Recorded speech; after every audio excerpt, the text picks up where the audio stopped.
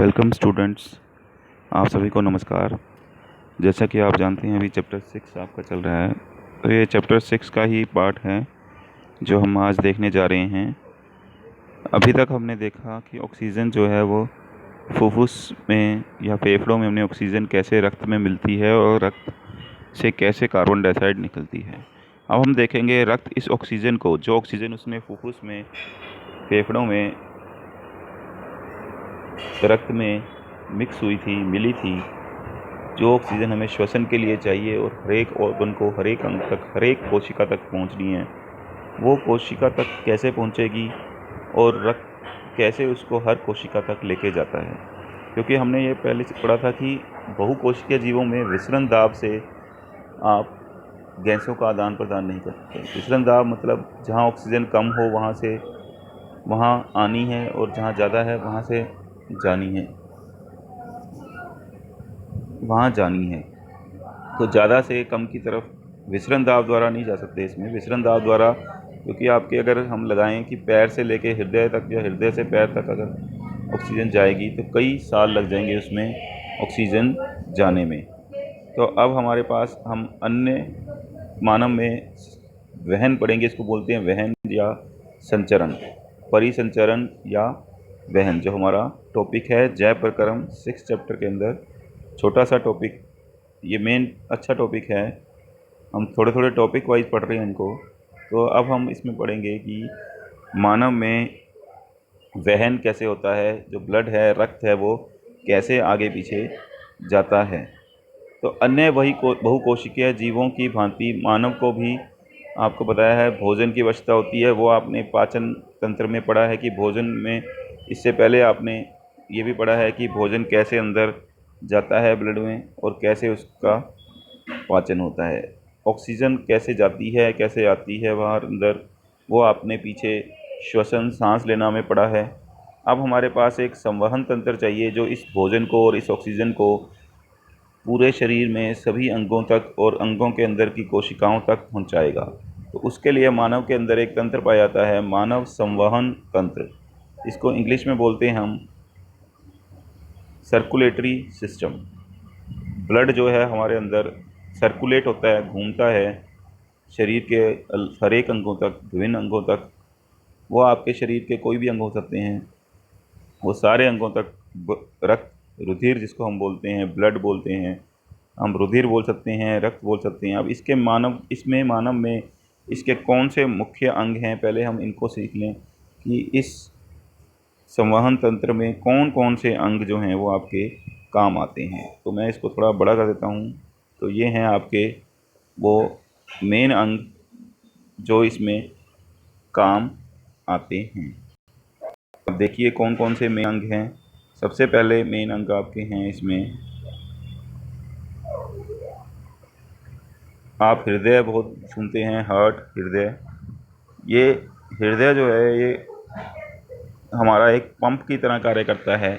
ये मानव शरीर बड़ा है, रक्त नीचे पैरों में भी जाना है, पैरों से नीचे से ऊपर भी जाना है, तो ये पूरा घूमना है रक्त को। तो नीचे तो कोई भी लिक्विड चला जाता है, आपको पता है, लेकिन अगर आपको पानी को भी, ये तो रक्त है हमारे शरीर में, तो अगर पानी को भी ऊपर पहुंचाना है बिल्डिंग में आपको जैसे, तो हम उसके लिए पंप लगाते हैं, मोटर जिसको बोलते हैं, मोटर लगाते हैं। पानी नीचे ज़मीन से खींचने के लिए भी पंप, मोटर लगी होती है।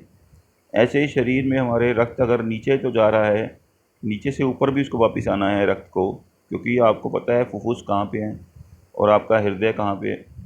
तो फुफ्फुस से अगर ऑक्सीजन तो फुफ्फुस में है, जहाँ से रक्त ऑक्सीजन लेगा और कार्बन डाइऑक्साइड वहाँ पे छोड़ देगा।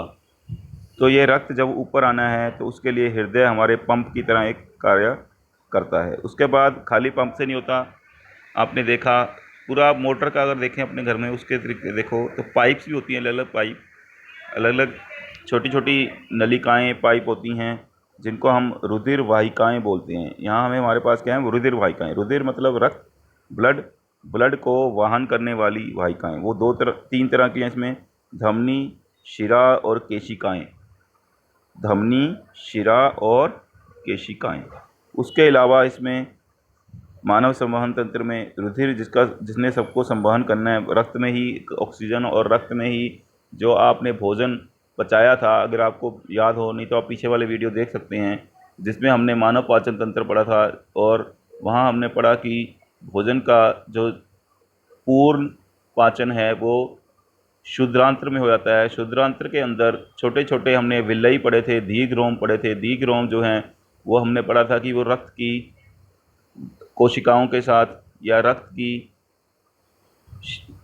वाहिनियों के साथ जुड़े होते हैं, जिसके अंदर रुधिर होता है और रुधिर से में ये भोजन चला जाता है और विभिन्न हिस्सों में, हमारे शरीर के विभिन्न भागों में पहुंच जाता है। वो वहाँ तक पढ़ा था हमने, उसी को हम आगे कंटिन्यू कर रहे हैं दोनों में। ऐसे ही फुफ्फुस वाले में पढ़ा था कि ऑक्सीजन जो है वो कुपिकाओं से रक्त में मिल जाती है, लेकिन आगे हमने उसको रक्त द्वारा, रक्त को वहन करके, संवहन करके शरीर के अंगों तक पहुँचाना है। इसमें एक और माध्यम होता है जिसको लसिका बोला जाता है। ये सारे संवहन के तंत्र के छोटे छोटे हिस्से हैं, तो हम इनको अलग अलग एक एक करके पढ़ते हैं। सबसे पहले सबसे ज़रूरी हिस्सा हृदय। अगर हृदय नहीं होगा तो आपका रक्त जो है वो अलग अलग अंगों तक नहीं पहुंच पाएगा शरीर के, उसमें समय लगेगा फिर, और इतना समय नहीं होता। आपको एनर्जी चाहिए, ऑक्सीजन चाहिए हर समय, तो उसके लिए रक्त को हर शरीर के अंगों तक पहुंचना, जल्दी जल्दी हर जगह पहुंचना ज़रूरी है। तो हृदय के बारे में अगर पढ़ें तो एक पेशी अंग है, मस्कुलर ऑर्गन है। मसल्स जैसे आपकी और मसल्स होती हैं चलने के लिए, कॉन्ट्रैक्ट कर सकती हैं, रिलैक्स कर सकती हैं, ऐसी बहुत सारी मसल्स, ऐसी ये भी एक पेशीय अंग है। जैसे आपके बाजू, हाथ, इन सब में मसल्स होती हैं, पेशियाँ होती हैं जो आपको कार्य करने में सहायता करती हैं। ऐसी एक हमारी, ये इसका आकार मुट्ठी के आकार का होता है। ये कॉमनली कहा जाता है, अगर आप अपने हाथ की मुट्ठी बंद करें तो वो हृदय उतने आकार का होता है। अब हृदय के 4 कोष्ठक बहुत ज़रूरी, जो आपके पेपर के लिए भी, एग्ज़ाम के लिए भी और जनरल अंडरस्टैंडिंग, समझ के लिए भी आपकी ज़रूरी है। मानव हृदय की संरचना और इसके कार्य कैसे होते हैं, यही इसमें संवहन में बहुत मेन चीज़ है। मानव हृदय में 4 कोष होते हैं। हमने ये छोटी क्लासों में 9th में पढ़ा हुआ है कि हमारा हृदय 4 कोष्ठक वाला होता है। कई छोटे जीवों का 2 कोष्ठक, 2 कोष्ठक वाला भी हमने पढ़ा है, 1 कोष्ठक वाला, 3 कोष्ठक वाला मगरमच्छ में ऐसा था। हमारे अंदर 4 वाला है। इसमें 4 हिस्से हैं, इसके क्यों हैं वो भी हम पढ़ेंगे। दायां अलिंद, दायां निल्य जो दाईं तरफ है, बायां अलिंद और बायां निल्य जो दाईं तरफ है, ओबियसली।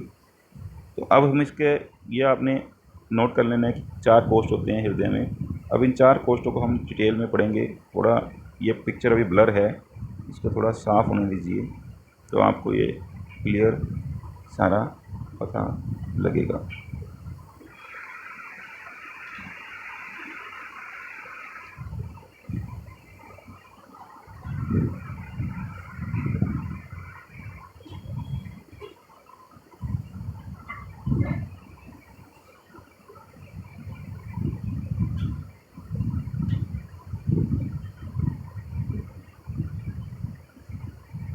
चलिए अब पिक्चर को थोड़ा एक्सप्लेन कर देते हैं हम। ये आपका हृदय, एक मानव हृदय को हमने अंदर का दृश्य दिखाया है, इसका 2D में दिखाने की कोशिश किया, काट कर। मानव हृदय की काट दृश्य है ये, आप अपनी किताब में भी साथ में देख सकते हैं। तो यहाँ पे आपके पास हृदय 4 कोष्ठकों में बटा हुआ है। वो कोष्ठक कौन से हैं? दाईं तरफ अगर देखें आप तो ये दायां अलिंद और नीचे है दायां निल्य। ऐसे ही आपके पास नीचे वाले हिस्से को निल्य बोलते हैं, बायां निल्य, और ऊपर की तरफ आपको यहाँ मिलेगा बायां अलिंद। तो ये 4 कोष्ठकों में डिवाइड है जो मानव का हृदय। अभी हम संरचना पढ़ रहे हैं, कार्य इसके बाद में पढ़ेंगे, अभी आप संरचना को समझ लीजिए। तो ये आपके पास एक धमनी, ये लिखा हुआ है जो क्लियर नज़र नहीं आ रहा, तो इसको हम लिख के बता देते हैं। ये है महाधमनी, महाधमनी, जिसको हम शॉर्ट फॉर्म में एरोटा भी बोलते हैं। ये महाधमनी है सबसे ऊपर यहाँ पर। ऐसे ही अगर आप इसमें देखें तो यहाँ पे है महाशिरा, ऊपरी भाग से जब आती है शरीर से, ये महाधमनी और महाशिरा, सबसे बड़ी शिरा और सबसे बड़ी धमनी, ये इनमें होती हैं। इसके अलावा हमारे पास आएगा महाधमनी, महाशिरा आपने देखी, निलय और अलिंद की पोजीशन आपने देख ली, इसको आप याद रखें। इसमें फिर छोटे छोटे वाल्व होते हैं, जिनको वाल्व भी होते हैं जो इनको चारों कोष्ठकों को अलग रखते हैं, और ये वाल्व ऐसे होते हैं जो खुल भी सकते हैं और बंद भी हो सकते हैं अलग अलग समय पर, और इनका भी अपना एक रोल है। एक इसमें इम्पोर्टेंट चीज़ें देखिए, अगर आप देखेंगे यहाँ पे जो धमनी है, यहाँ से आपको ये रंग जो दिखाया गया है, ये एक्चुअली जो येलो रंग दिख रहा है ये रेड कलर का ब्लड वाला है, और यहाँ एक नीला सा रंग दिखाया है ये शिरा में है। लेकिन फुफ्फुस में देखें तो फुफ्फुस धमनियों, ये हमने पढ़ना है ध्यान से, ये फुफ्फुस से आने वाली हैं, जो हमने पहले पढ़ा था कि फुफ्फुस में हृदय से रक्त जाता है और हृदय में फुफ्फुस से रक्त फिर वापस आता है, जिसमें ऑक्सीजन घुली होती है। फुफ्फुस मतलब फेफड़े, और यहाँ पे धमनियाँ हैं लिखा हुआ ये फुफ्फुस। धमनियों में देखें आप तो ये रक्त जो दिखा रखा है आपको, ये जा रहा है यहाँ से धमनी से, जो एरो दिखाए हैं जाने आने के लिए हैं। ऐसे ही फुफ्फुस शिराएँ में देखिए आप, तो यहाँ पे आपको ये कलर जो दिखाया है येलो कलर में, एक्चुअली इसका मीनिंग है रेड कलर वाला, जो है लाल रंग का रक्त यहाँ पे वापस आ रहा है, शिरा के थ्रू वापस आ रहा है। ये ध्यान रखना, बाद में ये आपको कन्फ्यूज़न होती है बहुत लोगों को, फुफ्फुस शिरा, जबकि अगर यहाँ देखा जाए तो शिरा से जो ब्लड आ रहा है वो ब्लू कलर का दिखाया हुआ है, ब्लू या ग्रीन। आपको इस ब्लू कलर का जो ब्लड आपको देख, ये आप अपने अगर शरीर में देखें तो अपनी बाजुओं के आसपास जो आपको ऊपर दिखाई देंगे हरे कलर के, ग्रीन कलर का एक छोटी छोटी पाइप जैसी दिखेंगी, वो आपकी शिराएं हैं, जिसमें ब्लड वो वाला ब्लड है जिसके अंदर कार्बन डाइऑक्साइड घुली हुई है, ऑक्सीजन नहीं है उसमें, क्या है कार्बन डाइऑक्साइड। जब ऑक्सीजन नहीं होती तो उसका जो लाल रंग है वो हट जाता है। तो ये नीला रंग दिखाया है वो थोड़ा हरा या नीला रंग होता है, यहाँ पे आपका लाल रंग होता है। लेकिन यहाँ एक थोड़ी सी अलग है कि शिरा यहाँ पे ला रही है, अगर आप यहाँ देखें महाशिरा से आपके पास ब्लड आ रहा है, उसमें कार्बन डाइऑक्साइड है, जबकि जो फुफ्फुस वाली शिरा से ब्लड आ रहा है वो आपको यहाँ येलो कलर का दिखाया है या रेड कलर का होता है एक्चुअली, तो रेड कलर का वो ब्लड आ रहा है। तो ये अंतर क्यों है ये हम आगे पढ़ेंगे इसको। तो अब आपको ये मानव हृदय का एक डायग्राम समझ आ गया होगा थोड़ा, इस चित्र को आप बनाने की प्रैक्टिस कर लीजिए। और ये एरो समेत जो एरो इसमें दिखाए हैं, जो एरो अंदर की तरफ आ रहा है उसका मतलब ब्लड अंदर आ रहा है हार्ट में, हृदय में, और जो एरो बाहर की तरफ जा रहे हैं ये पूरा एरो डायरेक्शन ऑफ ब्लड दिखा रहे हैं इसमें, कैसे ब्लड बाहर जा रहा है, किस तरफ जाता है और किस तरफ से आता है, ये दोनों। तो ब्लड हमेशा प्रवेश करता है, आपने देखा ऊपर की तरफ से, जिसको हम नीले अलिंद बोलते हैं, दायां अलिंद और बायां अलिंद प्रवेश वहीं से कर रहा है, और जब निकल रहा है बाहर निकलता है तो आप देखें नीले से बाहर जा रहा है, नीले से हमेशा बाहर की तरफ ये ब्लड जा रहा है, चाहे बाएं नीले से हो, ये बाएं नीले से जा रहा है, और ये चाहे दाएं नीले से इधर जा रहा है। तो ये आप देख सकते हैं इसमें। अब आपके पास कुछ इसमें जनरल नॉलेज के लिए चीज़ें हैं ब्लड में, हृदय के बारे में। एक सामान्य वयस्क मतलब एक बड़ा जो आदमी है, एक नॉर्मल आदमी, अगर कोई बीमारी है तो अलग हो सकता है उसमें, अगर नॉर्मल आदमी है तो उसका हृदय 1 मिनट में 72 टाइम्स 72 बार धड़कता है। धड़कता मतलब पंप करता है ब्लड को, आगे पीछे ऊपर नीचे होता है वो। मानव हृदय एक चक्कर में कितना ब्लड ले जाता है ये भी आप जान लीजिए, 70 मिलीलीटर ब्लड एक चक्कर में वो पंप करता है। एक चक्कर होता है ब्लड का जाना और वापस आना, तो 70 मिलीलीटर एक चक्कर में हृदय जब वो धड़कता है, धड़कना मतलब वो पंप करने के लिए धड़क रहा है। जैसे अगर आप मोटर चलती हुई देखें तो उसमें भी आपको दिखेगा कि वाइब्रेशन हो रही है, कंपन हो रहा है, ऐसे हृदय में कंपन होता है जब वो ब्लड को सर्कुलेट करने के लिए अलग अलग शरीर के अंगों तक धकेलता है। उसके बाद आपके पास आता है इसका वर्किंग हृदय की, जो आपने चित्र भी देखा था उसके अकॉर्डिंग इसकी वर्किंग आएगी। तो आपको पता है कि जो ऑक्सीजन है सांस द्वारा वो फेफड़ों तक जाती है, और फेफड़ों से वो फिर ऑक्सीजन जो रक्त में मिल गई है वो कहाँ जाएगी, वो हमने आगे अभी नहीं देखा था, तो उसी को हम देख रहे हैं संवहन तंत्र में। तो वो ऑक्सीजन आपकी जाएगी फुफ्फुस से, जो ऑक्सीजन वाली आती है, रुधिर ऑक्सीजन लेके आता है, वो बाएं अलिंद में जाता है, जो भी हमने पिछले चित्र में देखा। उसी चित्र को मैं दोबारा आपको दिखा देता हूँ। ये आपका चित्र है। तो इस चित्र में अगर हम देखें तो ये फुफ्फुस से आप रक्त देखें, ये बाएं अलिंद में जा रहा है। और ये कलर जो दिखा रहा है इसका, जो पहले एक साइड ब्लू कलर दिखाया है और एक साइड ये येलोइश कलर, ये रेड कलर है। तो ये फुफ्फुस मतलब फेफड़ों से ब्लड आ रहा है, जिसके अंदर रुधिर के अंदर ऑक्सीजन मिली हुई है। O2 वाला रुधिर बाएं अलिंद से हृदय में प्रवेश कर रहा है।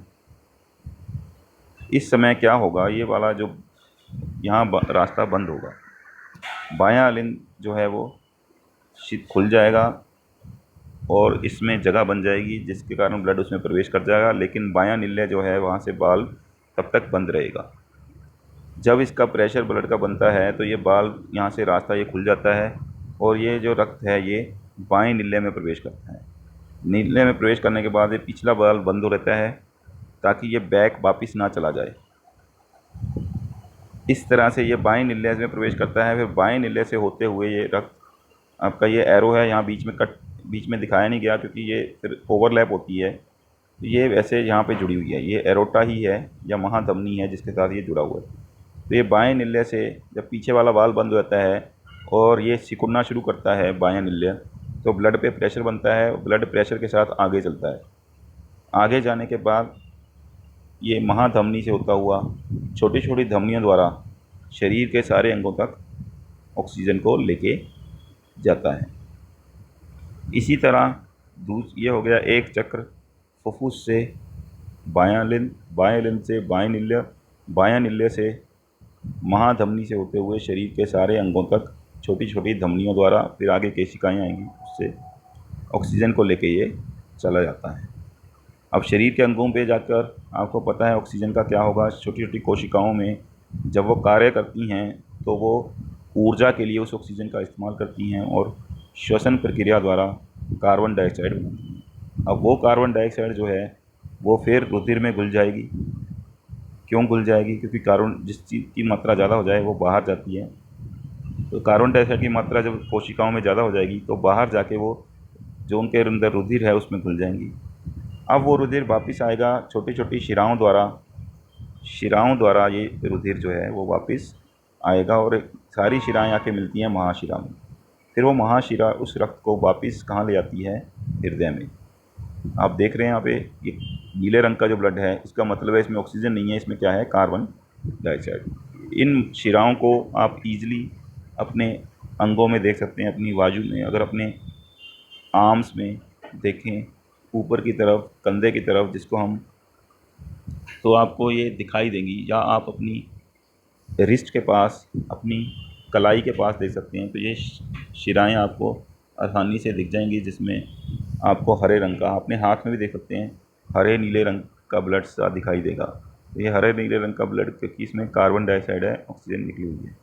अब ये सारी शिराएँ जाके मिलती हैं महाशिरा में। महाशिरा हृदय में इस रक्त को लेके जाएगी जिसमें कार्बन डाइऑक्साइड है, ऊपर से ही प्रवेश करती हैं, दाएं अलिंद में जाता है, ऊपर से वाल्व बंद हो जाता है। दायां अलिंद जब खुलता है, फैलता है, तो उसमें ब्लड आ जाता है।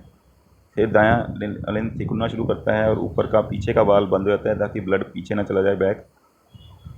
तो अब ये आगे बढ़ेगा, आगे वाला वाल्व खुल जाता है, पीछे वाला बंद हो गया और ये सिकुड़ना शुरू हो गया। तो ब्लड पे प्रेशर आया तो उसको जहाँ जगह मिलेगी वहाँ जाएगा। आगे वाला वाल्व खुल गया तो आगे तरफ बढ़ गया और ये पहुँच गया आपका दाएं निल्य में। दाएं निल्य से फिर ये ब्लड, अब फिर पीछे वाला वाल्व बंद हो जाता है और दायां निल्य सिकुड़ना शुरू करता है। सिकुड़ने के कारण ब्लड पे प्रेशर बनता है, दाब बनता है, उस दाब के कारण ये आगे चलता है। आगे चलते चलते ये, इसको जहाँ जहाँ रास्ता मिलता है वहाँ जाता है, तो उससे ये, इसको रास्ता मिलता है फुफ्फुस धमनियों में। ये है जो लिखा हुआ है, ये आपको क्लियर नज़र नहीं आ रहा है इसमें, ये है फुफ्फुस धमनियाँ। तो फुफ्फुस धमनियों से होते हुए ये कहाँ जाता है? फुफ्फुस धमनियों से होते हुए ये ब्लड आपका फुफ्फुस में जाता है और फुफ्फुस में वही प्रक्रिया होती है जो आपने पहले पढ़ी। कोशिकाओं की सतह पर जो कार्बन डाइऑक्साइड थी रक्त से, वो निकल जाती है और वायु द्वारा बाहर चली जाती है। जो वहाँ ऑक्सीजन पहले से स्टोर थी, वो ऑक्सीजन इस रक्त में घुल जाती है और फिर ये रेड कलर का रक्त द्वारा बन जाता है। फिर ये घुली हुई ऑक्सीजन को लेकर वापस आता है। वही अब ये पीछे का वाल्व बंद है तो इसको रास्ता मिलता है फुफ्फुस शिरा से। फुफ्फुस शिरा से दाएं बाएं लिंद में आता है पहले, फिर बायां लिंद जब सिकुड़ना शुरू करता है और पीछे का वाल्व बंद हो जाता है तो ये आगे बढ़ता है। आगे का वाल्व खुलने से ये बाएं निल्ले में, बाएं निल्ले से फिर उसी तरह महाधमनी से होते हुए शरीर के बाकी अंगों तक जाता है। अब इसमें आपने देखा कि रक्त इसका मतलब एक बार में 2 चक्कर काटता है। पहले वो आप पहले किसी को मान सकते हैं, पहले फुफ्फुस शिरा से होते हुए शरीर के दूसरे अंगों तक गया, फुफ्फुस शिरा बायां लिंद बायां निल्य, फिर महाधमनी, फिर शरीर के दूसरे अंगों तक। ऐसे ही शरीर के दूसरे अंगों से वापस आया, शिराओं से होते हुए महाशिरा, महाशिरा से दायां लिंद से दायां निल्य से फिर फुफ्फुस के अंदर। ये 2 सर्कल हो गए आपके, 2 चक्कर हो गए। इसीलिए हम मानव शरीर में जो रक्त बोलते हैं कि मानव शरीर के अंदर रक्त का दोहरा परिसंचरण होता है, डबल सर्कुलेशन। दोहरा परिसंचरण क्यों होता है? क्योंकि हमारा शरीर बड़ा है, बड़े शरीर में रक्त और ऑक्सीजन की आवश्यकता बहुत ज़्यादा है। अगर हमने सिंगल कर दिया तो ये सारा रक्त आपस में मिल जाएगा, जिसमें से फिर कार्बन डाइऑक्साइड ऑक्सीजन निकालना शरीर को बहुत मुश्किल पड़ेगा। तो अब आप ये समझ गए होंगे, यहाँ तक है। डायग्राम से आपको समझा दिया गया। अब इसी को मैं डिटेल में यहाँ से लिखित में समझा देता हूँ। आपने चित्र से इसको समझ लिया है। फुफ्फुस से ऑक्सीजन वाला ब्लड पहले बाएं लिंद में आता है, आपको बताया था ऊपर एक बायां लिंद है हृदय में। तो अगर इसको 4 ऐसे बांट के देखें, यहाँ आपका बायां लिंद में आएगा। कहाँ से आएगा? ये फुफ्फुस से, लेकिन यहाँ एक है कि यहाँ आएंगी फुफ्फुस धमनियाँ। फुफ्फुस आपने जैसे पीछे देखा डायग्राम में यहाँ पे, तो ये फुफ्फुस शिरा जो है वो उसको लेके आती है। ये एक ग्लिच है, एक अलग चीज़ है कि ये फुफ्फुस शिरा क्यों लेके आती है, जबकि शिराएँ जो हैं वो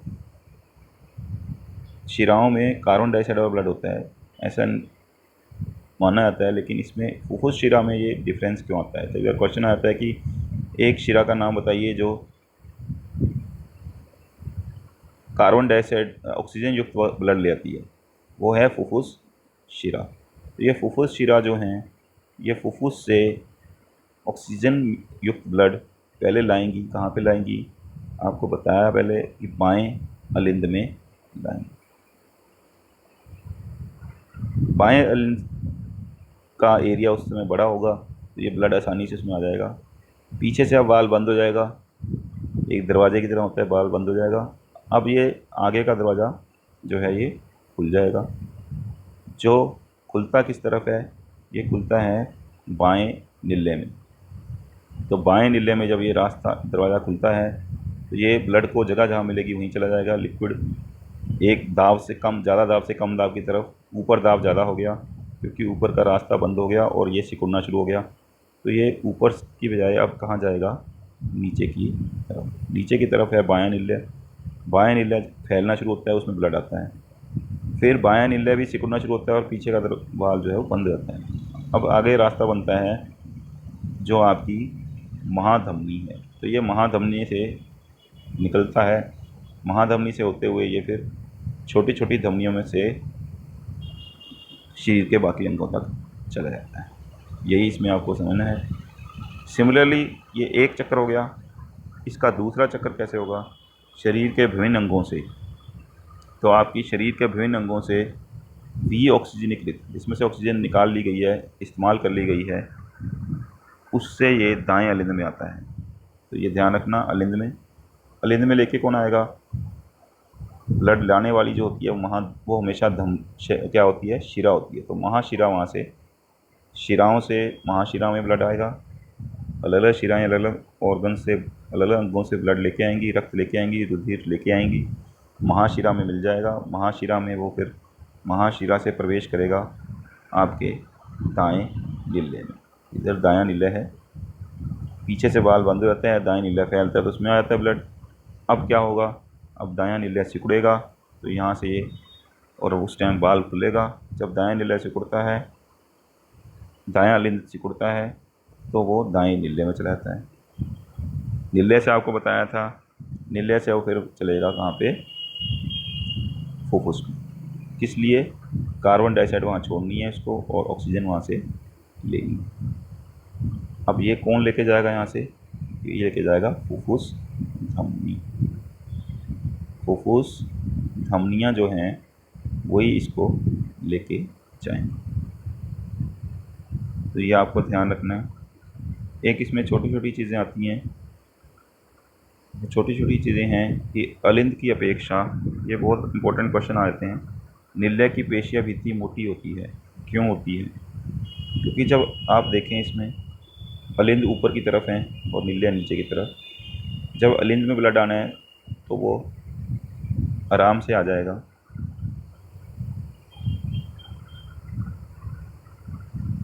तो और नीले से जो ब्लड जाएगा प्रेशर से जाएगा, तेज़ प्रेशर से, क्योंकि हार्ट से जा रहा है वो।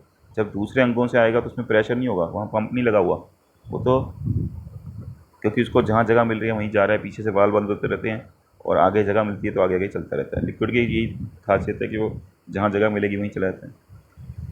तो लेकिन जब वापस जाना है उसको नीचे से तो वो प्रेशर से जाता है, क्योंकि हृदय उसको पंप करता है, धकेलता है। तो इसलिए वहाँ पे क्या चाहिए, दीवार मोटी होनी चाहिए, नहीं तो वो नीले क्या है जो है उसका फटने का डर है ज़्यादा प्रेशर से। इसलिए नीले जो है वहाँ उसकी दीवार मोटी होती है, पेशिया भित्ति, और अलिंद की पतली होती है। इसी तरह दूसरा है इसमें कि अगर हमने पढ़ा नीले और अलिंद संकुचित होते हैं, सिकुड़ते हैं, तो ये ब्लड जो है वापस क्यों नहीं चला जाता उल्टी तरफ, आगे आगे कैसे चलते रहते हैं, उसको कौन डायरेक्शन देता है, क्योंकि पीछे वाला जो वाल्व है वो बंद हो जाता है। तो ये वाल्व होते हैं जिनको हमने बोला था जो रक्त को वापस उल्टी दिशा में प्रवाहित होने से रोकते हैं। दोहरा परिसंचरण आपको समझा ही दिया। एक पूरा चक्कर जब ब्लड का होता है उसमें 2 बार ब्लड हृदय के अंदर आता है। देखा आपने हृदय के अंदर 2 बार कैसे आता है, यहाँ से शरीर के अंगों से यहाँ तक, यहाँ से फिर यहाँ आगे, आगे से फुफ्फुस तक, ये 1 बार हो गया। फुफ्फुस से फिर ऊपर के बाएं अलिंद से, फिर नीचे, फिर यहाँ से। तो ये ब्लड आपका हृदय में कितनी बार आ गया एक बार में, जब एक चक्कर पूरा होगा। शरीर के अंगों से हृदय, हृदय से फुफ्फुस, फुफ्फुस से फिर ऑक्सीजन वाला ब्लड द्वारा हृदय में, हृदय से फिर शरीर के अंगों तक। तो हृदय में 2 बार इसका संचरण हुआ, तो इसलिए इसको हम बोलते हैं दोहरा परिसंचरण। ये क्यों ज़रूरी है, ताकि जो ऑक्सीजन वाला ब्लड है, देखो आपने पर ब्लड तो आया पर ये अलग अलग ब्लड था। एक ब्लड था जिसमें ऑक्सीजन नहीं थी, कार्बन डाइऑक्साइड थी। दूसरा ब्लड था जिसमें ऑक्सीजन थी। रुधिर तो वही है, एक ऑक्सीजन, उसमें से ऑक्सीजन निकल गई थी, कार्बन डाइऑक्साइड मिक्स थी।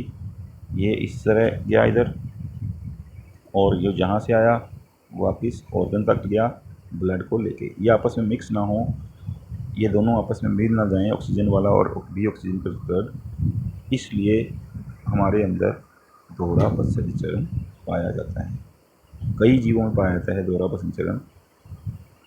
इसके बाद आपके पास और भी चीज़ें हैं इसमें कि रुधिर कणिकाएँ कौन सी होती हैं, शिराएँ कौन सी होती हैं, धमनियाँ क्या करती हैं।